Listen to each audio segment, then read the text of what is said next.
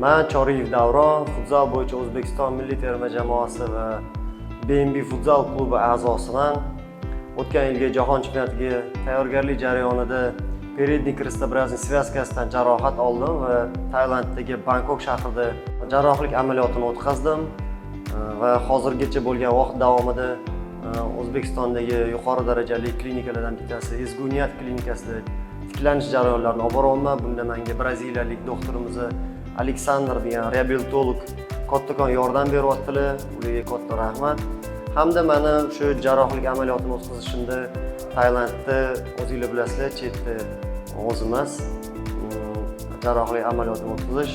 Bunda menga katta yordam bergan Mirabror Usmonov nomidagi xalqaro xayriya fondiga kattakon rahmat va tashakkurimni bildirmoqchiman. Keyingi ishlarda omad, faoliyatlarda kattakon muvaffaqiyat tilayman. Hammaga rahmat.